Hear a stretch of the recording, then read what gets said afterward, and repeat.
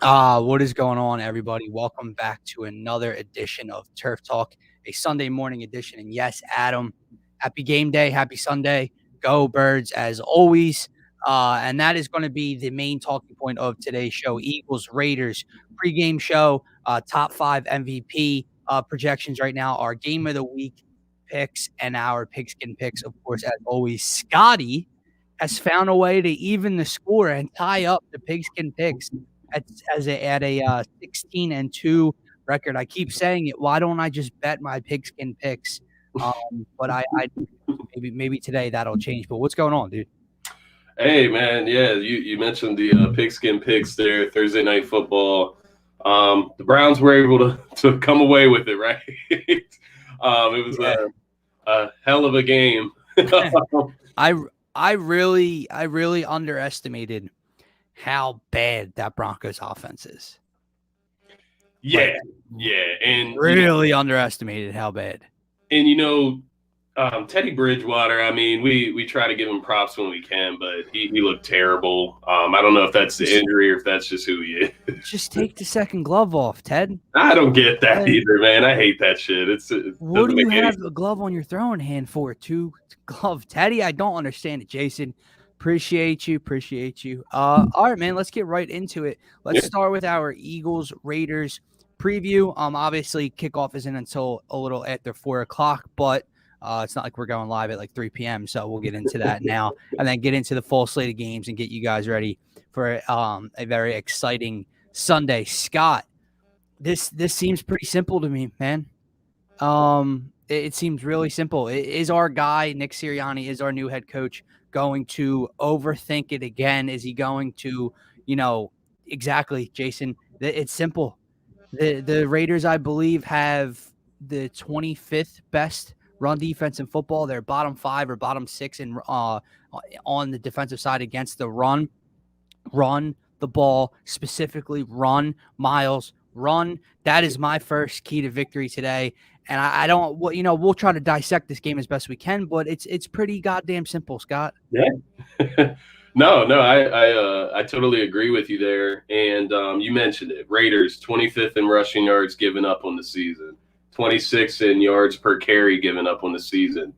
Raiders are 11th in passing yards given up on the season, so they're in the top 15 in passing. Right. So my first key, same as you, run the offense through Miles. Now that includes, getting him involved in any facet that you can, but specifically running the football, because I don't want none of that RPO bullshit excuse from Nick Sirianni. The swing passes. No, run the football between the tackles. Let's get Miles Sanders going today. Speaking of tackles, Lane Johnson is expected to be back today, so that solves right tackle. It also solves left tackle because Jordan Mailata gets to go back to the left side of the offensive line Jalen Hurts up under center, and run the damn football. Exact, Jason. Yeah, Jason's on point today. It's a connection today, man. As I'm saying it, I get the comment in. Glenn, I don't want the excuse anymore. Yeah. I can't. I get it. Jalen Hurts refuses to use the R in RPOs. My man pulls it out of Miles' chest every single time, and he drops back and tries to make a play. But that's a poor excuse. If you want to, assert yourselves and you want to run the football, line him up under center. Don't give the young kid a choice and overthink it and have to do too much. Hand off and defer to Miles Sanders. Scott, you said it. They're 25th and 26th in rushing yards and yards per attempt. Yeah. They're 11th against the pass. A recipe for success, Nick, doesn't include dropping Jalen Hurts back 48 times today. But it's not that, because you know what he does, Scott. We're talking about it. Jason's saying it. Everyone's saying it. This is the week to run the ball. You know what's probably going on in Nicholas's head? Oh, they're expecting us to run today. Got him. We're not going to run today. We're going to fool everybody. No, run the ball. Assert your dominance. It's the strong point of your offensive line. And see what I'm so it's my biggest worry, Dylan, is that he's going to outsmart himself just like he has most of the season this season. Sometimes it is very simple when you are looking at these numbers, and I know they see they better know the numbers if they're coaching a goddamn football team. Nick Sirianni, Do not outsmart yourself today. It is very simple. The Raiders have a very good pass rush as well, so it's better to get the run game going. You take a little bit of pressure off Hurts as well. It just makes too much sense to run the damn football. And, I'm looking at the other side of the field on the Raiders side. Their game plan should be the same exact thing. And, my only concern is that the Raiders will be willing to run the football and the Eagles will not. We talked about the Raiders' rankings on rushing defense. Ours are worse as far as, total yards given up on the ground. We're 28th in the league, rushing yards given up. The Raiders will run the football. They have Josh Jacobs back there. Any competent coaching staff knows what to do against a bad rushing defense. But Nick Sirianni, it's very simple, right? It's very simple, but every time it's felt like this season, it's gone the totally opposite way. And we put so much into Jalen Hurts. Like, my biggest worry is that he's going to try a running game based around Jalen Hurts today rather than doing it around Miles Sanders. It's not the way to go. No. And I'm seeing a common theme, like Friday night. Not going to lie, I don't remember a lot of the game towards the end. But I know that Doc Rivers didn't challenge 2 calls in the final minute and a half of a game that, if you saw the NBA report, came back and said, oh, they were wrong. So Doc would have won both challenges. It's like, don't outsmart yourself, Nick. Don't do it. And I know he's going to do it, Scott. I know he's going to. All right. But here's my issue. You are the head coach. You are the play caller. Yeah. I don't care what your OC says. I don't care what other coaches are saying. You know the numbers. You call the shots. Go run the football down Vegas's throat. It's pretty damn simple. But you said one important thing. I hope he doesn't base it around Jalen Hurts' run game today. And that's the truth. What I've noticed is Nick Sirianni's very me. I take accountability. I'm wrong, blah, blah, blah. But if you listen to his press conference earlier in the week, it was me. I'm first. I'm wrong. But I got to call things based on Jalen. A little dig. Dig. No one's noticing it. It's a little dig. Yeah. Because it's like, okay, yeah, I'm at fault. I'm taking that responsibility and that accountability. But I can only do so much because I have to do things based around him. Yeah. And that's not true today. You get to base your offense off of a different part, off of your best skill position player. Scott, we've been live for almost 9 minutes now. Do you notice how we've talked about nothing else but running the football today? It's that simple. It really is. Do it. It really is. And, you're talking about keeping, just to take it even further as to why you run the football. You're looking at a prolific quarterback right now. He is playing great. But Derek Carr is second in the league in passing yards. He has 10 touchdowns in the season, 4 interceptions. He's not turning the ball over very much. Derek Carr is playing lights out this season. Henry Ruggs, if you're not keeping the ball out of their hands, he's averaging 22 yards per catch. That's first in the NFL. They have a decently explosive offense. You want to keep the ball out of their hands. It's as simple as that. Run the damn football. Control the game for once. You know what I mean? Impose your will on the game for once. Same with the defensive end. Jonathan Gannon, bring some damn pressure. Let's control the game from our side for one time this season. We have not done it this entire season. We sit here and we play to other teams' strengths. We try to maneuver around and, get outside of our strengths. Focus on ourselves. Go out and win the game the best way you know how. I said that weeks ago. Your team. Good football teams don't have to do that, Scott. They don't do that. Good football teams assert their strengths, assert their dominance. They don't do everything based off of what another team does well and say, let me try to take this away. Exactly. I haven't gone back, but maybe I will after the show, and I'll look at the numbers from all 4 losses. And I'll guarantee you that the rushing yards and the time of possession are way, way, way in the other team's favor. Again, Nick, does that seem like a recipe for success? Does that seem like, oh, let me get outgained by 85 to 120 rushing yards every game, and at halftime it'll be, 17 minutes to 8 minutes time of possession. Does that seem, with a rookie quarterback, like you're setting him up, like you're setting this team up to have a chance at winning a ball game? Doesn't to me, Scott. No. But you did bring up, I do want to get off of Run Miles Run. Everyone's saying it. We're not the only people saying it. Yeah. But here's another part. You mentioned Derek Carr. He's playing lights out. 10 touchdowns, 4 interceptions on the year. He's not turning the ball over. But when does Derek Carr get rattled? Take a note out of Joey Bosa's book, right? Take a page out of his book. When they pressured Derek Carr in that Monday night game, they beat his ass. And you saw it. Yeah. When he's not comfortable back there, he's seeing things. Even when the pressure's not quite there yet, getting rid of the ball, inaccurate throws. He literally ducked down to just accept the sack when he could have scrambled and made a play out of it. So get your asses after Derek Carr today. Make him turn the football over. If not, make him think, that pressure's coming. Give him different looks, disguises. It's just something. Everything they've done this year on both sides of the ball is so vanilla. Yeah. And I like you said, just bring pressure. At one point, they were the lowest. What were the Eagles? The lowest called blitz packages in the NFL at one point in the season. Stop that. Yeah, and Jason's right. Waller is questionable. He's going to be a game time decision. They're going to put him through pregame routine and see if he can go. But if he plays, he's destroying our linebackers. And Harris is out today.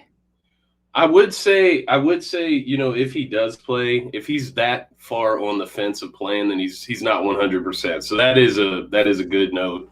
A good note for the Eagles, I should say. Injuries are never a good note, but Waller, you talk about him in that offense. You mentioned bringing the pressure. That on top of Waller and this injury concern, him being a game time decision today.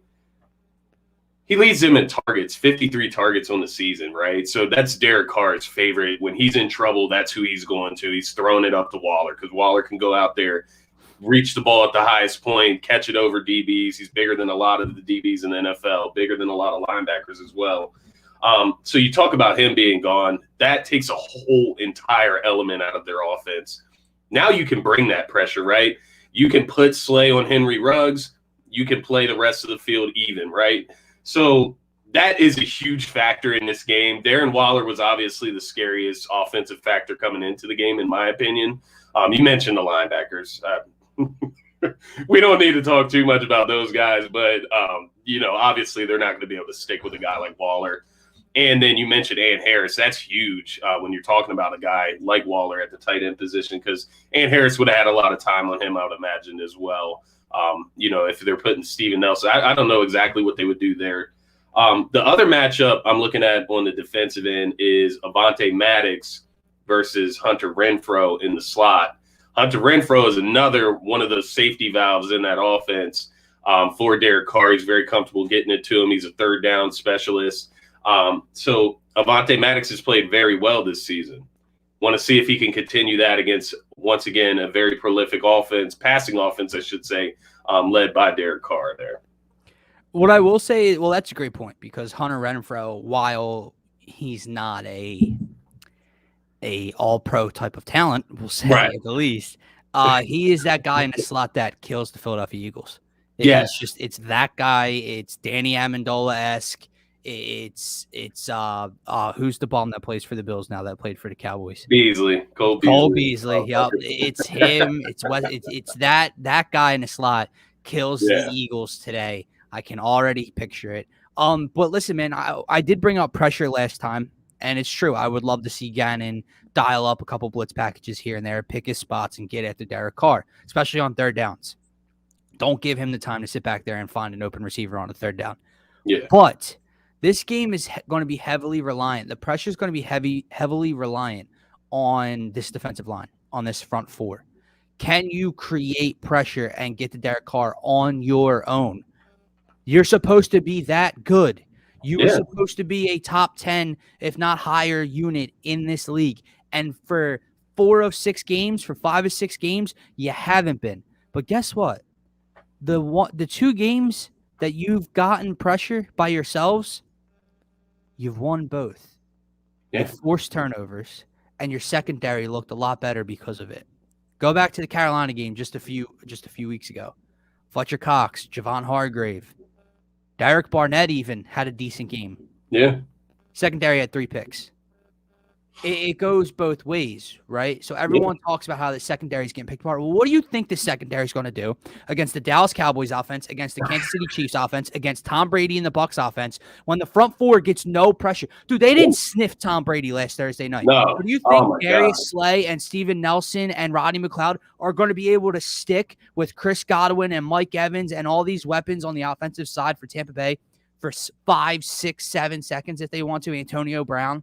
No. So they feed off of each other, and you need to get after Derek Carr today on your own. Fletcher Cox, wake up. Brandon Graham, apparently, I didn't watch the whole video, gave a very inspiring speech to the team this week. Obviously, where did Brandon Graham come from? What unit did Brandon Graham play on? The defensive line, right? The heartbeat of that defense. Go make plays this week and go help your secondary out. That's huge to me. Yeah, no, and you mentioned Brandon Graham there. I mean, I did see that video, and they're missing him so much. He brings like a whole different level of energy to that team, and it just shows how big of a leader he is. Since he's gone down, how bad the run defense is, how bad the pass rush is by itself without bringing extra blitzers. You're exactly right. Javon Hargrave, he's played great this season. We expect him to continue that. Fletcher Cox, we need it. We need it every single week. You just got paid, bro. We need that contract. We need that. Kerrigan is some trash, man. I was so excited and happy about the pickup that's signing this offseason. And he's made one play. Literally one play. Did you see the pass last week that went sailed over him? To OJ Howard, I think it was. He was just like, oh. Oh my goodness. But yeah, you're exactly right, Dylan. And by the way, I love it when you ramp it up, like your intensity in the take. Because I feel it, bro. Like watching the Cowboys, watching the Bucs, you're watching these prolific offenses, these prolific quarterbacks sit back in the pocket and relax. That can't happen, and it especially can't happen today with Derek Carr. We already mentioned how he gets flustered. Bosa called him out on that specifically. And these guys need to play with some confidence today. We need Fletcher Cox out there making plays, dancing, crawling on the field with his little military soldier. Let me see the army crawl, bro. We need the army crawl today, and we need all of that energy today. These guys got to play with some fire. They're in Las Vegas. It's a late game. They got to get amped up for that. And it's very simple, right? Everything that we've talked about today has been very simple. It's all about effort. It's all about putting in the work. The Raiders, they're 4-2. They're a good football team, right? But the Eagles aren't that far off from having a couple other wins in this season, and they're not that far off from being able to beat the Raiders. It's very simple fixes that we've talked about all season, Dylan. Well, that's a great point because after I got one more key that I can think of, and then I do want to pose the question. What's the read on this team through 6 games? And we'll get to that in a little bit because that gauntlet opening part of the schedule that we talked about when, we did our schedule release show, that's over. Yeah. Now, obviously, we talked about it on Thursday's show. Cowboys are rolling. They're 5-1. They're the superior team. The Eagles aren't going to come back and win this division just because their schedule gets easier. Yeah. But maybe we can start to evaluate this coaching staff and Jalen Hurts in this offense a little bit better now that the competition's eased up a little bit, and if Nick Sirianni can help them out a little bit. And that's my last point today. Yeah, Jason said it. Keep it simple. Should be Nick's motto, and then that's what leads into my last point. Yeah. Which is not just keep it simple, but adjustments. Yeah. Something I have not seen this young rookie head coach and play caller do so far this year. He has not adjusted, Scott. Now, whether that's lack of preparation for adjustments, whether that's just him being too stubborn to adjust, even though he knows it's not working. But guess what, Nick? When the RPOs aren't working, stop calling them. When the screens are getting blown up, stop calling them. Yeah. If deep balls aren't open, if taking shots down the field just isn't there, or if Jalen underthrows another one for a pick, stop calling them. Learn to adjust. I've seen Gannon adjust because he's had to, because he doesn't have good linebacker play, because his front four isn't getting pressure. He's done little things to try to be like, all right, guys, I'm trying to put you in a better position. Yeah. Nick Sirianni hasn't. Yeah. When you watch him throw 7 screen passes in the first half versus the Bucs, and 6 of them are blown up at the line of scrimmage or behind, maybe stop running those play calls, Nick. When Jalen just keeps pulling the ball from an RPO, stop giving him the option. Adjust. Keep it simple. Run the football. Get pressure with your front four. That's it. There's no magical, this needs to be done today. This is a winnable football game if you just play. If the play calling's there and the execution is there, it's a very winnable football game. Jason's exactly right. You cannot keep having Jalen Hurts drop back 40 to 50 times a game. He's not that type of quarterback. No, and what do we always say week to week? Every time you do that, everyone knows he has flaws as a passer right now. Maybe don't magnify those flaws on a weekly basis because you're making him throw 46 to 50 times a game. Nick, help the kid out. I'm the kid's biggest critic. You know that, Scott. But I also acknowledge he needs to be helped out early in his career, and he's not right now. Yeah, you're not doing them any favors. And so you mentioned the first part of the season as far as evaluating them, right, against that terribly strong start of the season schedule. They look like an incompetent football team. They look like they have some talent on the roster, but it's a very incompetent football team, not very disciplined. They don't run, a very, like I said, competent football team. They don't run the football. They don't play, they don't bring pressure. They don't do the simple things of football that win you football games. Balanced offense, balanced defense. So throughout this rest of the season, easier schedule, you get to do things. This is what we talked about earlier, imposing your will. Now you get to find out what you're good at, and you get to emphasize it. You mentioned adjustments there. Adjustments, man, and it made me think of Doc Rivers. You mentioned Doc Rivers earlier, which that Friday night game against the Nets disgusted me, and I have serious concerns about Doc Rivers. But adjustments, man. You talk about the adjustments. Adjust to the start of the game, right? They come out, they try to do these deep shots at the beginning of the games, quick 3 and outs. That's one of my keys to victory today. Get the ball in your skilled players' hands. Get them a rhythm before you go out here hoisting up deep balls. Get Jalen Hurts in a rhythm with some intermediate throws before you have him throwing it down the field 50 yards. Run the football. Get a short downs and distance, right? We're not running the football on first down, which means we're going into second and third down, 2nd and 10, 3rd and 12, 3rd Exactly. And that's not putting him in a position. Third and manageable, Scott, where the kid has the option to use his legs and extend plays. It's very simple. It's easy to pick up first downs. You saying that made me just think back. I'm being dead serious. When is the last time the Eagles had a successful opening drive? Week 1. That's it. Yeah. I think, Kansas City, but they ended up with a field goal, I believe, correct?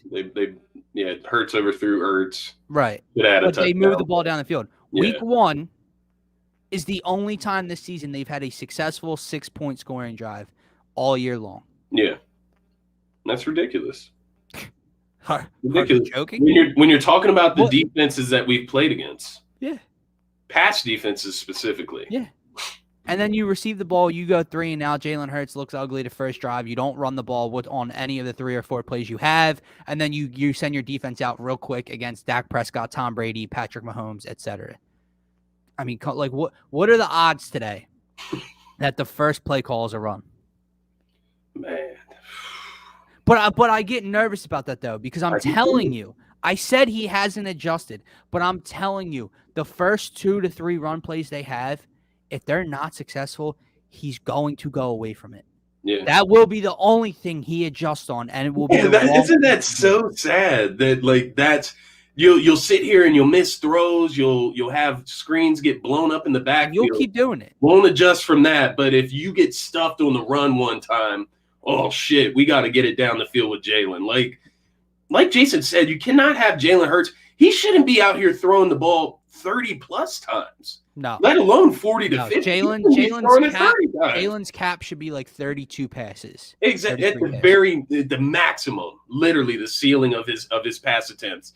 And that's how you know this offense isn't being run correctly, because they're not down early all the time. Yes, against Tampa Bay, against Kansas City, you have to keep up. It's not like that every week, and he needs to start showing some competence this season, right? We're getting into the schedule where you no longer have the excuse that, oh, this is a contending team. Oh, this is a team that's a playoff team. Well, exactly. Oh, this coach has more experience than you. This is a special teams coach that was upgraded to a head coach. They lost John Gruden. So Nick Sirianni needs to step up, show some competence, because this is the part of the schedule where he will really get exposed. You can't get out coached by the interim former special teams coach today. Yeah. And look, bro. Cannot happen. Eagles fans are traveling well. I've seen videos and posts on social media about how many are out there in Vegas. Now, what that'll look like in the actual stadium compared to seeing a bar full of them, who knows? Yeah. But it seems like we've traveled pretty well this week. By the way, anyone down there, have a great time. Enjoy. God, yeah. I wish I was there. Hope you've been enjoying your weekend, by the way. But yeah, dude, that's it. That is it. And I guess my last final segment on the Eagles today, before we get into our predictions for the game, is this. They're 2-4. They've beaten they've won the most 2 winnable games on their schedule. Yeah. Atlanta and Carolina. Somehow they've won those road games, but they're winless at home so far. But their losses are to all probably playoff teams. The Cowboys, the Bucks. San Fran is but we know San Fran's a good ball club, right? That was really neat. They were Kansas City right now technically isn't a playoff team, but I mean, come on. It's Patrick Mahomes and the Chiefs. They're most likely going to make the playoffs. So that brings me to my point. Now I feel like, not that we couldn't evaluate them before, because like I said, on Thursday's show and on the Faithful Fanatic show last week, you're right. There's a lot of things going wrong. You know, he's not being helped out, but I can evaluate Jalen Hurts on what he can control, and that's true. But now is where it gets interesting. Because now, like you said, you no longer have the excuse of I'm playing Patrick Mahomes. Dak, yeah, you play Dak and the Cowboys one more time at home, but I mean, come on. They've shown that they can beat teams that are either lesser than them or, you know, around a mediocre team, like we would say the Eagles probably are right now, right? Yeah. You play a lot of them towards the end of the schedule. Now, I know the Raiders aren't a mediocre team per se right now. The Chargers are a good team, but you get the Lions, the Jets, the I just had the Lions, the Giants, Washington football team. There's one more though that I'm thinking of that I can't. Oh, the Broncos, right? We've seen how they've looked at their hot 3-0 start. You lose a Teddy Bridgewater. You play down to those teams. You don't, execute well versus those teams. You call bad games against those teams and you lose those games. Yeah, now we can have a serious conversation about how one and done is a possibility for both of those guys. Yeah, and that's I'll give you the pass. Yeah. I'll give you the pass on the Bucks and in Dallas and the Chiefs. I'll give you that pass, bro. I called it a gauntlet before the season started, and that's exactly what it was. What do you look like against the rest of this schedule? Because when you look at, and specifically the Bucks last week, now that I'm really thinking about it, there's probably 3 coordinators on. Well, I shouldn't say 3. There's 2 coordinators and a head coach that are more competent and have more experience than Nick Sirianni.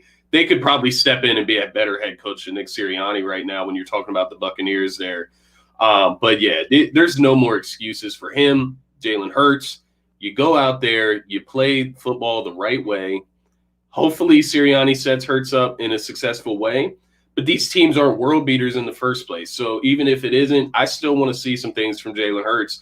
If he wants to really show growth, show improvement, show that he can be a franchise quarterback, give us something to hope for in the future, you got to take the next steps. And we need to see it from both of those guys.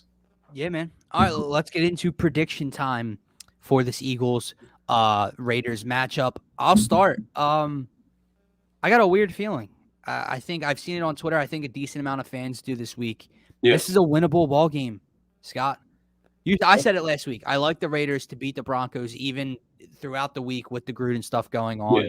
Interim special teams coach. I thought it'd bring them together. The Broncos aren't a good team, and they won that ball game. They're at home. I get that. this just screams winnable to me. If they just do the things that we know they're capable of doing, they win this game. And I think it'll be a huge telling point as to what Nick Sirianni is. Get out of your own way, Nick. Are they disciplined today on the road in Vegas? All things I'm going to be looking for right now. And I think that the Eagles win today unless Nick Sirianni can't get out of his own way. If he does, it's not going to be a friendly week for Nick Sirianni on DSM Media. Yeah. But I'm going to say that he calls a good game. He calls an okay game. I'm going to say the defense shows up. I'm going to say they pick Derek Carr off once. And I'm going to say the Eagles win. I think they put up points today. I'm going to go Eagles win 30-26. Weird type of game. Okay. Yeah, and I'm with you today. The thing about the Raiders, they're a good team so far this season. The Darren Waller thing is going to be huge. That's going to be kind of that swinging needle there. But when I'm looking at the Raiders, it just looks like a very good matchup. Real quick, I don't mean to cut you off, but they have done an okay job against the top tier. They shut down George Kittle and Travis Kelce so far this year. They did. Somehow. They did. So, yeah, and even with Darren Waller, once again, I still think it's a very winnable game. And the thing about the Raiders for me, they give the Eagles a perfect matchup to win a game. It's not like the Raiders are some bad, poor team that they're worse than the Eagles. It's just that it feels like a winnable game. It feels like a perfect matchup for the Eagles to get back on track here today. As far as my score, I am going with the Eagles winning today. They need to get a dub. Nick Sirianni needs to prove himself somehow. And hopefully they'll run the football. Nick Sirianni did say earlier in the week, I've got to get the ball in Miles Sanders' hands a lot more. Take that with a grain of salt because he has said it several times that it's in the passing game that he feels that way as well. I'm just praying it's runs between the tackles today. Let Miles really get off. I would love to see Miles Sanders get in the end zone finally this season. He deserves it. He's a great back. He's in one of my parlays. He is in one of mine as well. It's due. It's due. Miles Sanders is due for a big game. He's due for carries, 15-plus carries. You can't even say 20-plus anymore because that's not realistic. 15-plus carries. 14 to 16 is like, wow. Holy shit. We're getting Miles involved, right? I got the Eagles 28-25 today. It will come down to the wire. I think it'll come down to a last second stop, something like that, keeping the Raiders from scoring, come down and getting a field goal. You just got to go out and win this game. It's very winnable. That's all we can really say. Everything we've talked about today has been very simple. Yeah. And I think that's the story of the season. Well, it could be so much more simple if we just make the right decisions. I mean, think about this, dude. You go there and win today, right? You're sitting at what right now? 2-4 currently. You go there, you win today. You come home on Halloween where you're winless at the Link versus the Detroit Lions. You win this game, you're staring at 4-4 possibly. Yeah. Which, if you told me that, after the Thursday night Bucks game, I'd be like, yeah, this team isn't going to be a 500 ball club. But right. This is where you can kind of not change the tone of the season for playoff expectations. You can change the tone in that locker room. You can bring back a little bit of a winning. They should. I'm not trying to get too far ahead of myself. They should beat the Detroit Lions at home. They should. So today is like a marker of, are we going back 2-5? And if we beat the Lions, all right, great, we're 3-5. Or we go back 3-4, and we got a possibility of being a 4-4, 500 ball club. And the schedule eases up. And now you got some momentum going into the LA Chargers. Yeah, you really change the tone. This game can really change the tone of the season for this young team. Will they do it? Will they get out of their own way? Will they be disciplined? Will they execute? How will Jalen Hurts look? All TBD. Of course, it's not a 1:00 game. We got to wait, sit and, be eager all day long and just be like, all right, let's go. But we will see what happens there. All right, Scott, let's move on from our Eagles-Raiders preview. Let's get to, where do I want to go next? Let's pick up a conversation we had on Thursday first. Before we get into our game of the week and our Pigskin Picks, let's get into our top 5 MVP candidates at the moment. This was a very hard list for me to get right now. I think 1 and 2. I feel like 1, 2 we're gonna have the same because we did discuss those two on Thursday night. Okay. And then 3 through 5 is very tough. I'll give you a little preview. 4 of my 5 candidates are quarterbacks. It's really hard for anybody else to win an MVP. It is. Listen, if Myles Garrett was compiling all these sacks and the Browns were like 5-1, I'd probably have him in this list. The Browns are struggling. They're beat up. I don't care how many sacks you get. You're not. What about Trayvon Diggs, man? Defensive Player of the Year for sure. Yeah. Also, I don't know if this is true, but has he allowed the most receiving yards in the league this year? Has he? I have no idea. I saw something that it was. I don't know if it was like someone was lying, but it was like he has given he's scored more touchdowns than blah blah blah, but he's also given up the most receiving yards. I don't know if that's true or not. And side note, Noah Brown, whoever the hell that is, like calling out Jason Kelce, like pause, bro. Like get the best part is someone tweeted this. It was like, you know how he calls out Kelce at the end for basically saying like, oh look, a Philly player trying to get in the good graces of Philly fans. Yeah. Bro, you quote tweeting that is a Dallas player just trying to get in the good graces of Dallas fans because you called out an Eagles player. You're doing the same. If you think that, you're doing the same thing, you thirsty ass. Like, first of all, we don't even know who you are. Okay. No. Second of all, Jason Kelce was right. Third of all, things are picking up with Ben Simmons and the Sixers, and I don't know what to do about it. Quick little plug here. Big announcement in the middle of Turf Talk. Oh, yeah. Tomorrow night, 5 p.m. on the Faithful Fanatic Show right here on DSM Media. We have the GOAT, the legend, the great Mr. Mark Zumoff joining the Faithful Fanatic Show at 5 p.m. live with you guys to talk about the Sixers team and just really pick his brain and talk about his career as the color commentator for the 76ers.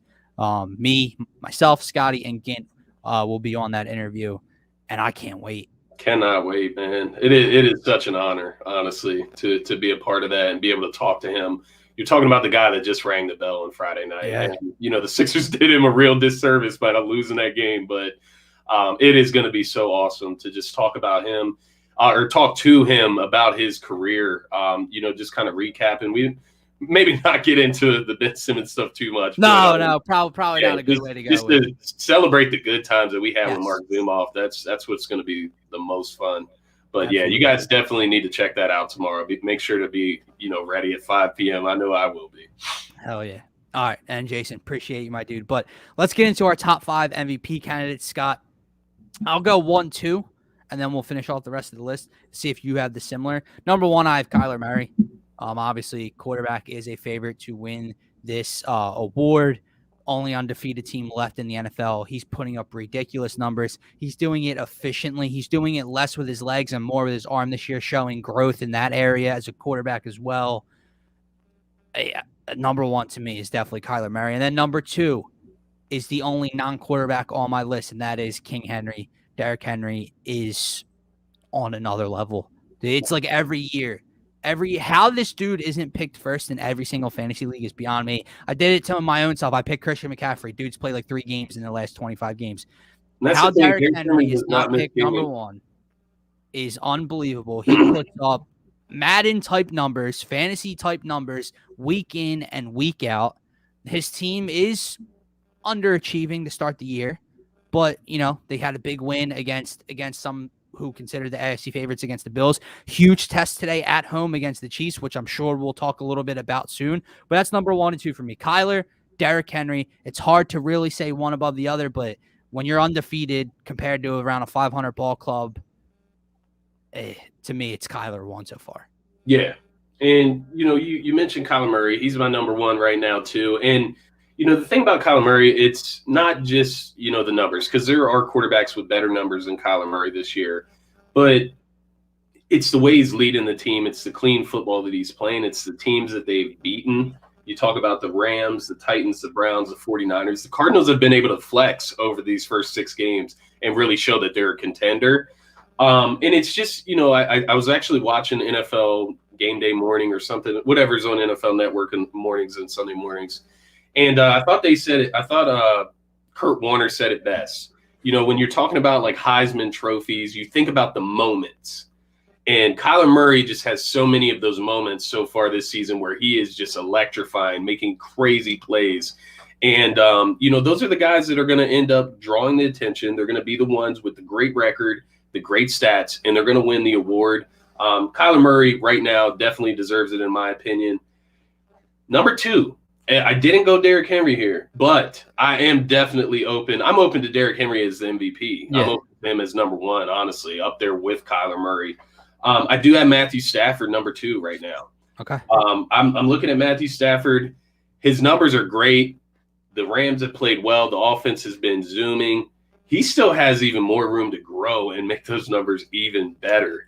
And that's why I'm kind of excited about Matthew Stafford. He has a plethora of weapons around him. Sean McVay always gets the best out of the quarterback, as you can see with Jared Goff in Detroit. But Matthew Stafford, he's 4th in passing yards, 3rd in touchdowns, 1st in QBR. So he's playing really good football, and he has some more room to grow. Oh, absolutely. And that's kind of what's crazy to think about. But obviously, I'll go ahead and say it now. Derrick Henry is number 3, and as I said, I am open to him all the way up to number 1. He is King Henry. He opens the game up. Without him on the Titans are literally nothing. Well, I think that was, Scott, that was a cute. We always kind of not mock people, but when we talk about the Ryan Tannehill MVP people, the beginning of the year, great value play, blah, blah, blah. It was always just funny to me because without Derrick Henry, Ryan Tannehill's not in the conversation. Yeah. So what does that tell you? If the so-called would-be MVP and Ryan Tannehill didn't have the running back behind him, he wouldn't be in the conversation. I think you have to flip-flop that conversation a bit. Yeah, that's a great point. That's a great point by you. Number 3, I do have Matt Stafford. I don't have to say much. Nice. You already went over the numbers. I do have top 3. Number 4 and 5 is where it's going to be interesting. I feel like we might have the same players. I just have a gut feeling. I got 2 guys that, one, I criticize the team because I hate them, and another I criticize because he is, I don't know. We'll get to that in a minute. But his numbers okay, they are maybe 5-1. we don't have the same ones, but I think we have one of the same. Number 4, I had Dak Prescott. Okay, yeah. It pains me to say it. They're 5-1. He has looked phenomenal coming off that. I know that injury doesn't have to do anything with the MVP. That he can win another award coming back playing great off that injury. But I have Dak Prescott number 4. That offense might be the best offense in all the National Football League. It's hard to say that with the Kansas City Chiefs up there and the Buffalo Bills. Dallas Cowboys offense is definitely number 3. I know that defense looks better this year. Don't get me wrong. And Trayvon Diggs is probably Defensive Player of the Year right now. But I think Dak and this offense has done a great job of masking that defense a bit. They're so high-powered. He's efficient. He looks great. They're putting up tons of points. And again, they're 5-1. Yes, to me, records, team play matters when it comes to this MVP award. Okay, yeah. Dak Prescott's number 4, and I'll just start you my number 5 now. Jason has Josh Allen 3. It's a little bit of recency bias in my mind right now that he's not on my list. Normally he would be, Same. And he probably should be. But after watching them lose to the Tennessee Titans when the Titans were playing poor football, again, I criticized the game plan from the Bills on Tuesday, but I don't have him here. At number 5, I have Lamar Jackson. You know my stance on Lamar Jackson. I don't think he's a top 10 quarterback. He's a ridiculous athlete, but his numbers are he's a phenomenal football player.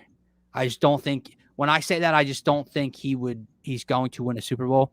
And I think of if I was starting a team and I had strengths all around my team, who would I take, him or X quarterback? And for the most part, I would take X quarterback because he's limited in other areas. But the numbers speak for themselves. Yeah. And he has a Baltimore Ravens team that has brought back, if this was 6 years ago, their trio in the backfield would be the best running back trio ever with Devontae Freeman, Latavius Murray, and Le'Veon Bell. Yeah. But that backfield's depleted. He's missing guys on the offensive line. His defense between the secondary and linebackers are beat up before the season started, and they're 5-1. Yeah. I have to give him credit. And I got to go with Lamar. And I really appreciate you giving him credit because I know your stance on Lamar, so it means a lot. It You means know he's why, playing, Scott? Because I'm a he's playing real very well. MF. I'm a real MF. He's playing very well, and I think the fact that your stance is that with Lamar shows how well he is playing. What's happening to me, dude? Dak Prescott and Lamar Jackson are in my top 5 MVP. Yeah, and it's because we got to give credit where it's due. I will let you know Dak Prescott's number 5 on my list. You mentioned it, 5th in passing yards, 3rd in passing touchdowns. He's 16th in QBR. That's fine, but 5-1 record. I believe it was Michael Irvin on the show this morning that said he has thrown for three straight games, 3+ passing touchdowns in each game. So it's very hard to do that. He did have the calf strain, but he gets the bye week to kind of rest up. He'll come back strong. Not much to say about Dak Prescott. He's playing lights out right now. Yep. He definitely deserves to be in the MVP conversation. The other person that I have at number 4, I do not have Lamar Jackson, although I definitely understand where you're coming from. Definitely respectable. Justin Herbert, Josh Allen. There's a couple other guys out there. Aaron Rodgers is even getting up to that. Hold on. Can I guess who it is? Yeah. Is he quarterback? Yeah. Hold on. Give me 2 guesses. Is it the GOAT? Yes. I was going to say it's either the GOAT or you put Joey B up on that list. Oh, no. Not yet, but hey, if they get that W today, you never know. No, I got the GOAT up there, and he's another guy that could be number 1 on the list. We're not, showing that what do they call it? The voters' fatigue on the MVP. Exactly. So Tom Brady, you're looking at a guy right now. Bucks are 5-1. He's Tom Brady is like what LeBron James is to the NBA. Exactly. Like everyone knows he's been the best player in the league, but we gotta spread it out. So here you go, Giannis. Here you go, James. Here you go, Russ. You don't want to give it to him every year, so you bring others into the conversation. But 1st in passing yards, 2nd in passing touchdowns, and 4th in QBR. Bucks are 5-1. Tom is playing out of his mind, and he's over. And when you factor in father time and age, it's ridiculous. But yeah, Tom Brady to go. You don't really have to say much about him. He's going to keep the Bucks firing away. They got a plethora of weapons there, but that's my list. I know Adam maybe just was tuning in, but we had Kyler Murray 1. Did you had Kyler Murray 1? Mm-hmm. Yeah, you had Derrick Henry 2nd. So Kyler Murray consensus 1 here. But I did go Kyler Murray, Matthew Stafford, Derrick Henry, Tom Brady, Dak Prescott. What I will say is so many options this season so far. Yeah, no, I was just going to say that is, obviously we limit ourselves to 5 because we're not going to be like, all right, who are your top 11 MVPs? Right. But we shorten the scope, but there's a lot of names that are being thrown in the hat this year. Whether like we gave our 5, and like when you throw in, I didn't include Brady, he could be in there. You don't include Josh Allen, Justin Herbert. There's a plethora of guys that could be in there. And last year I felt like it was. I know it's still very early. We're only 6 weeks into a 17 game season, but last year it was kind of what Russ, Rodgers, and I guess Mahomes was thrown in. We don't even have Mahomes on here because of the team record. Right, his numbers. I don't know where he ranks, but we know what that offense is. Right, they're still good. So there's a lot of names that could be thrown in there. It's going to be very intriguing to see, how this plays out. All right, let's move on to our final 2 segments of the show, which we do every week. Games of the week. To me, really, Scott, I'll let you go first, but there's 2 that stuck out to me. I'll see if you chose one of them. Outside of these 2, boring week. Put it this way. Little segue for Pigskin Picks. A lot of locks this week, in my opinion. I totally agree, yeah. But what's your game of the week to look for? You probably know which direction I'm going to go in this segment, but game of the week has got to be the Bengals versus the Ravens for me. You mentioned it. I was looking through the games. I was trying to find a reason not to pick that game, but no, it's the game. We're talking about the Bengals versus the Ravens. Bengals are 4-2 right now. Ravens are 5-1. The Browns, are they 4-3 now? Is that the record after? No, they got to be 3-3, right? Week 7, so they were the first. Oh, you're right. I'm sorry. They played on Thursday night, so yes, they have to be. So they're technically third in the division right now, behind the Bengals. So this is a big barometer game for the Bengals, for Joe Burrow. 4-2, you can basically go ahead of the Ravens for first place in the division and separate yourself from Cleveland as well. I'm looking at Joe Burrow, man. You mentioned him, sneaky is what Jason used in the comments there as far as an MVP candidate. He's playing out of his mind this season. The Bengals are playing really good football. Their defense is very good. They get a very strong pass rush, which that should do them well. That should suit them well against Lamar Jackson today and containing him. But as you mentioned earlier, Lamar is playing at that MVP level. So it's going to be a huge game. It's a huge matchup. The Ravens are playing very well right now. Lamar is playing very well. And the Bengals have lost 5 straight to the Ravens. Wow. So that is kind of my talking point for this game of the week is, can the Bengals turn that around? Can they finally end that streak?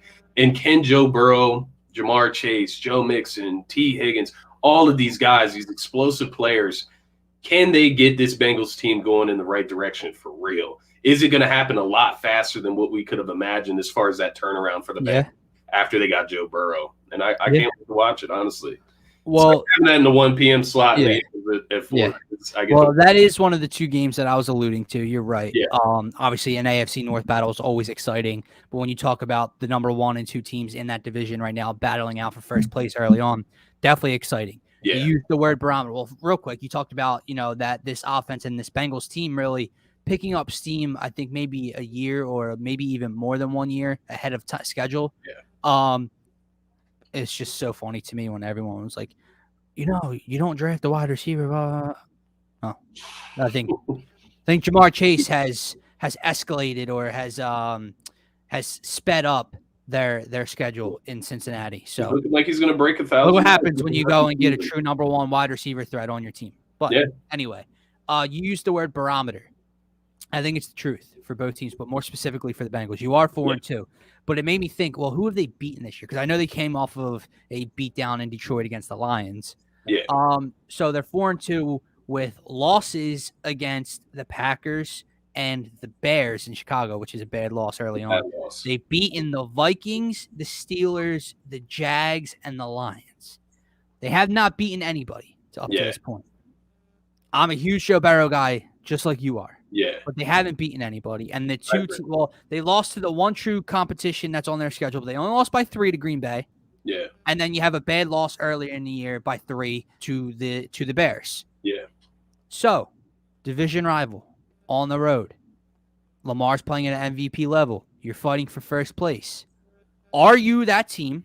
Can you get to 5-2? Can you compete for this division? Or are you, we are going to beat the shit out of the bad teams on our schedule, but we're not quite there yet talent-wise to beat the upper echelon of our schedule. That's big. Reversely, for the Ravens, I was down on them a couple weeks ago. Even when they only had 1 loss in overtime to the Raiders. But every week, it's like, okay, well, they beat the Chiefs, and then they beat the Chiefs and who? Did they beat the Bills? No. I think I had their wins. Hold on. Written down here. They're 5-1. They've beaten the Chargers, the Colts, the Broncos, the Lions, and the Chiefs. They've won 5 straight after an opening Monday night loss. No, they haven't beat the Chargers. They lost to the Chargers. They beat the Ravens and Steelers. Those were the 2 good wins. They got smacked by the Chargers. No, reverse. Oh, the Ravens. The Ravens, yeah. I'm sorry. Oh, my bad, dude. I thought you said the Raiders. My no. You're good. Yes, you are exactly right. Yes. They did beat the Chargers. They smacked the Chargers. Yes. So they've won 5 in a row and have beaten, pretty quality competition outside of the Detroit Lions. Can you keep that up? Can you give Joe Burrow a little Heisman stiff arm and say, no, you're not coming near us for first place. Yeah, that's Go back down there. Go back down there with the Browns and the Steelers, and we're going to run away with this division? Or are you going to allow them to linger around all year long and make a race for this division? AFC North, always fun to look out for. That's something that we have talked about in previous seasons when talking about Lamar Jackson is he the best quarterback in that division? And we both said no. We said Joe Burrow is that guy. So This is a statement game, right? Yeah. This is the time for the Bengals to really make their mark. As you mentioned, they haven't really beat anybody. They played Green Bay really close, which is what has given me a sense of, oh, this team might be pretty good. But you got to put the wins together against good teams to really make that mark. And this is that game for them to do it. All right, I agree with you. I think this is the most, so to speak, important game of the week when in terms of head-to-head matchup. And it's going to be a great battle, but I think it's going to be a little not low scoring, but it's going to be a defensive matchup, just like AFC North battles normally turn out to be. I'm looking at the more offensive-based attack here, and I'm going to go with the Chiefs at Tennessee versus the Titans. I think those are the only two intriguing games. They are the only outside two. The Eagles. Very high scoring. The over/under set at 57.5. Which is wild. They're expecting points to be put up in Tennessee. The 3-3 Kansas City Chiefs versus the 4-2 Tennessee Titans. Very important here, but I'll go with the Chiefs. In terms of, by the way, who do you like in your game? Do you like the Ravens or the Bengals? I want to say the Bengals really bad, man. I like the Ravens, but I love the Bengals spread. I love the Bengals plus 6.5 or 7 wherever you're getting. It's going to be a close one. I agree with you. I think it will be low scoring. Gut feeling, though, honestly, I do feel the Ravens in that game. Right. As much as I want the Bengals to win. But this is a big statement game. Not statement game, but this is huge for the Chiefs in terms of two things. What are you, right? Are you an average team? Are you going to be 3-4 because your defense is that bad and Mahomes keeps turning the ball over and throwing interceptions? Or, and it also means, because the Raiders can obviously beat the Eagles today. Yeah. That would put them at 5-2. The Chargers are on a bye, but the Chargers are sitting at what, 4-2? 4-2. Yeah. So you're looking at 2.5 games out of first place, nearing the midway mark of the season. Can you kind of stay in that race right now while you haven't played your best football and then really let Patrick Mahomes ascend and take off in the second half? Or are you going to fall behind a bit? This also means a lot for the Titans, too, who we were kind of down on a few weeks ago. Oh, they're letting the Colts hang around. And now, they have, if they can beat the Chiefs after just beating the Bills, it's like, all right, well, now King Henry and this team are really stepping it up a notch and taking down two of the top tier teams in the AFC. So I don't know which way I'm leaning. You see that comment? I think he's talking about the Eagles, but yeah, I agree there, Tim. We could potentially win 10 games with this team as well. But no, that's a very interesting matchup with the Titans and the Chiefs. And I agree. This is a game. I hate to call a game so early a must win, but Chiefs really need to win this game. They have not beat a lot of quality opponents this season, and their defense has looked terrible. And I'm worried for them today. I'm not going to lie. I think, picking the Chiefs, you're just instilling that faith in Patrick Mahomes to right the ship, Andy Reid to right this ship, them to come out and play with the force. But I'm looking at Tyreek Hill, who's questionable with the quad injury, Travis Kelce, who has been missing practice time. These guys are a little beat up on offense. Their defense stinks. Dude, here's my question. How are they supposed to stop Derrick Henry today? How are they going to stop him? I do not know. That's why I'm so worried for them, because the Titans seem to be turning the corner right now, and they're coming off a huge Monday night win against the Buffalo Bills. Derrick Henry is a monster. As Jason has mentioned in the comments, he thinks he's the MVP right now. He's definitely in the top 5 for both of us. Who is stopping him on the Kansas City defense, and how are they going to stop him? And then once they commit to stop the run, their pass defense sucks even when they don't do that.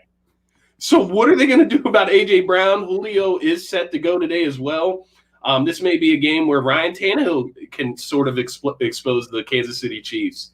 But, the Kansas City Chiefs have been so good the last couple of seasons that you really don't want to pick them week in and week out to lose, right? But it does. It feels like a worrisome game for them. It really does, and I do think it is going to be a high-scoring game. 57.5 is a lot of points. It's a lot to take over in an NFL matchup. But defense isn't very good either. Yeah, dude, I don't know how either defense gets many stops today or enough stops to win a ball game. I will say I like the Chiefs. I do think 3-3 is not anywhere near where Patrick Mahomes and Andy Reid saw themselves 6 weeks into the season. Back against the wall a little bit. not really, but kind of. I'll take Patrick Mahomes. I know he's making some boneheaded type of decisions this year where in previous years, those crazy no look, being sacked, flip the ball up in the air type of shovel passes have worked. They're not working this year. They're not only not working, they're getting turned over and going the other way. Yeah. But I'll still take them. I don't know how they stop Derrick Henry in the Titans offense, but I don't know how the Titans defense stops Patrick Mahomes enough. I know they just slowed down Josh Allen. I get that. Different animal when it comes to two offenses. I like the Chiefs a little bit today. I don't know about the 4.5 cover though. I think it might be a very close game down to the wire. 4.5 is a lot. Speaking of spreads, even though we don't pick against the spreads, let's get to our Pigskin Picks segment of the show, Scotty. Well, actually, real quick, what do you think of tonight's matchup? You mean the Sunday Night Football? Yes, the Colts and 49ers. So just to be transparent, because we're getting right into Pigskin Picks here, I had 4 games that I felt could be upsets today. Okay. The Colts versus the 49ers is one of those games. I think the 49ers are 4.5 points. I'm with you. The Colts, I feel like they're turning it around right now. They have a decent, they're above average defense, I should say. They're getting back to that level of being a good defense. But against a guy like Jimmy Garoppolo, why not? This team needs to get a W. They need to catch up or keep up with Tennessee in that division. They got a big matchup against Tennessee, I believe, next week. And this is a perfect game to right the ship on prime time. Carson Wentz has been balling the last 2 weeks. Yep. And, you're looking at a beat-up 49ers team where he should be able to do some of those things as well. They have Jonathan Taylor, who has also been going off out of that backfield. And Marlon Mack, they got guys contributing all over. Nyheim Hines. Yeah, Nyheim Hines. So they got weapons out there. And, it was on my list as far as, upsets. I will once we get to that part, I will go through with the rest of my list there. But I'm considering going with that one. Very interesting, man. I like the Colts to win that game in an upset too. It is a barometer, so to speak. It's can you keep pace with the Titans? The Titans lose at home to the Chiefs and you go on the road and beat the 49ers. I believe you're only a game out of first place. So that's going to be huge. Carson Wentz has been balling as of late. Yeah. Can he keep that up in San Fran on primetime TV? You like a lot of upsets. I like a lot of locks this week. Now, don't get me wrong. There's a few upsets that I see that can play out. Obviously, the Eagles, we picked the Eagles. That would be an upset. Yeah. I like the Colts to win as well. I obviously have my upset pick. But outside of that, let's start with our locks for Pigskin Picks. Where do you want me to go with this one, Scott? You want me to take the Bucs over the Bears? Do you want the Cardinals over Houston? Do you want the Rams over Detroit? Do you want the Packers over Washington? What upset do you really want? I mean, what lock do you really want? Yeah, because there's a lot. It was one of those weeks, man. But I was choosing between the Cardinals over the Texans or the Rams over the Lions. Those are the exact two that I have written down. I'm going the opposite of whatever you go. So I'm actually good. I did pick the Cardinals over the Texans. Right. It seems like whenever the Texans have faced these incredible spreads, which the last time I checked, Arizona was an 18-point favorite. Yeah, they've covered the spread. The Texans have not covered the spread, I should say. So dude, I'm not lying. I like the Cardinals to cover. I'm not taking it. Like 18, 19. I'm not taking it either, but I do like them to cover as well. They could, if you think about it, bro, they could literally beat them 45-3 if they want. They could. Like, I think what was it earlier this season? Was it 40-0? The Bills beat them 40-0. Beat them 40-0. They were 17-point favorites that game. Yeah. All right, so I mean, obviously, I love that pick as a lock. I'll go a little bit differently, and I'll go with a game that maybe we could talk about for a second because it does have a big storyline in it, but it's supposed to be such a blowout. We didn't pay any attention to it. I got the LA Rams at home over the Detroit Lions, but it's the return game, dude. It's the big trade that happened this offseason. Matt Stafford against his former team in the Detroit Lions in the city that he holds so near and dear. Jared Goff comes home to face former head coach Sean McVay and his teammates with the LA Rams. And he's kind of like, yo, you had to trade me and picks? Me? What's going on? What about disclosure, I think that the LA Rams beat them by 97 today. Talk about spreads, man. Sean McVay's going to run that up. If it was in Detroit, obviously the Rams are still winning that game, but I'm like, maybe like with that home crowd, like the nostalgia effect, like I don't know, maybe Detroit they can fans keep it don't close a little travel. bit. What? Detroit fans don't travel. They don't even travel to Ford Field, dude. It's funny. The Cubby fans don't travel. All right. So I think Matt Stafford and the Rams pile it on today, like big time. I think they go over 40 today. I wouldn't be surprised if we get a 50 burger today. I don't know. I think would that be the first one of the year? I think that would be the first 50 burger of the year. I do think so.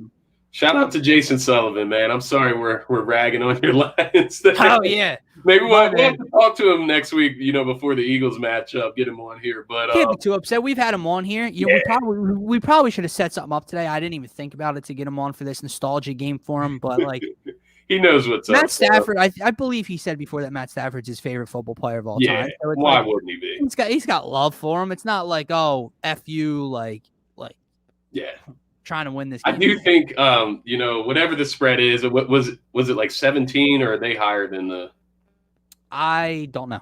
Okay. I think it was 17.5 last time I looked, but I think the Rams cover the spread, yes. I think McVay's going to really lay it on Jared Goff, honestly. I think he's going to run the score up. 16.5. He's going to let Matthew Stafford really run it up. I do believe he's going to have MVP defining games, right? But he's gonna put up some really good numbers. So here's something that's very interesting. So the spread is 16.5, right? The over-under is set at 50.5. And do you know why it's set at 50.5? Because that's basically just the Rams team total that they're putting out there. Like the Lions are playing have no effect on that over-under number. It's all Rams. It's like, all right, we'll give the Rams like 48. Lions, can you go and kick a field goal? Like, it'll put it over the 50.5. It's something like that. But absolutely, I got the Rams. You got the Cardinals. Our locks of the week. If either of them lose, if the Bucs lose to the Bears at home, if the Packers lose to Washington at home, something off is happening today. Scotty, let's get to our upsets. Again, we don't discuss this, so we'll be very interesting to see if we side on the same here. Obviously, like we said, Pigskin Picks are all tied up. 16-2 on the year. First of all, 32-4 between the two of us. And I ain't just making this up. You guys want to go check the tape. It's live. It's recorded every week. It is. Picks are made out there. Thursday night and on Pigskin Picks. That's what's impressive is the upsets. All right. What's your upset today? Because I really want to see if we got the same. So out of my choices here, I had the Bengals versus Ravens. I'm not going with that one. I love this. A little last minute decision making here. Titans versus Chiefs. Part of me does feel like the Titans are going to win that game. I had Colts versus 49ers, but I am going to go Birds over Raiders today. They are a 3-point underdog last time I checked. They're in Las Vegas. 2.5, 3. 2.5. Okay, so Eagles over Raiders today is what I'm going to roll with. Although I do it's down to 2 now. I want to see the Colts, beat the 49ers on Sunday Night Football, but I will go Eagles underdog lock today. All right. I like it. Again, I do like the Colts to win as an upset. I do like the Eagles to win as an upset. This one's going to bite me in the ass because I do not like this team. They have given me no reason to pick them. This is more so just a look at the numbers, home, hunch. I got the New York Football Giants at home over the Carolina Panthers today. That is my upset today. No Christian McCaffrey still. Sam Darnold has found himself all the way back down to earth. He's not coming down to earth. He is fully back on the street with you and I on planet Earth after looking amazing through 3 or so weeks. We were talking him up. Perfect fit in Carolina. Yeah. Wow, has he really. Now, don't get me wrong. They had a fantastic comeback. He drove the ball like 90 yards down the field, forced overtime against the Vikings last week. Congratulations. I think he had like 32 yards before that drive or whatever. He looks horrible. They don't have Christian McCaffrey back. They've got like the Eagles yips with drops of last year. Like Robbie Anderson, DJ Moore cannot control the ball. And that defense is coming back down there a little. I think the Vikings put up, around 30, a 30 spot on them last week. Okay. The Giants have given me no reason or hope in them to pick them. Danny Dimes is coming off his worst game, and he is not a good quarterback. So what does that say, right? Saquon Barkley's out. Yeah. This is just a total. I looked at the schedule. Wow, I think their money line, the Giants are like a plus 130 on the money line. I'm like, they got to win some. Like, they're not going to go 1-16. Like, so who can they beat? Yeah. Why can't they beat Sam Darnold and Chuba Hubbard at home? I think they do. I do. I like that pick. It sucks because if they do beat the Panthers, it'll kind of take the credibility away from our win over the Panthers, right? That win wasn't a great win, anyways. But no, the Panthers are by far, no world beater out there, and that's actually a really good pick. I wasn't really paying attention to that game much, but I like your points on that, and I could see the Giants winning that. Do you know why you didn't pay attention to it? Because it's a horrible game. Yeah. Like it's right there with the Patriots and the Jets, with the Falcons and the Dolphins. Like it's right there. It's on that level, if not a little below it. Who do you got in the Falcons and Dolphins? Just curious. I mean, for the number one overall pick, I got to go with the Falcons. Let's go Falcons, right? Matty Ice. They just have more. Like on offense, they just have more. Now the Dolphins are at home. Tua obviously came back last week, looked okay, but like, dude, if you can't beat the Jags, I mean, the Falcons aren't a good ball club, but like, come on. I don't got much else to say about you. Why don't you just give us that number one overall pick now, and we'll go on our merry way. Just tank it for us. Absolutely. All right, man. That is going to wrap up this edition of Turf Talk, I believe. Obviously, we are streaming to you guys live through DSM Media on our Twitch, Twitter, Facebook, and YouTube channels. And, of course, DSM Media is now proud to be brought to you by Manscaped, who is the best in men's below-the-waist grooming. Manscaped offers precision-engineered tools for your family jewels. Manscaped just launched their fourth-generation trimmer, the Lawnmower 4.0. You heard that right, the 4.0. Join over 2 million men worldwide who trust Manscaped with this exclusive offer just for you.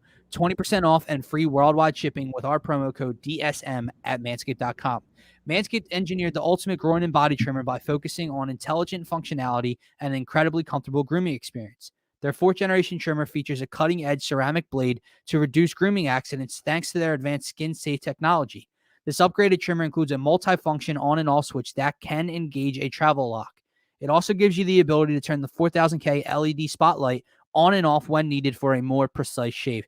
And did I mention the wireless charging? The new wireless charging system uses electromagnetic induction, which can help battery length last longer.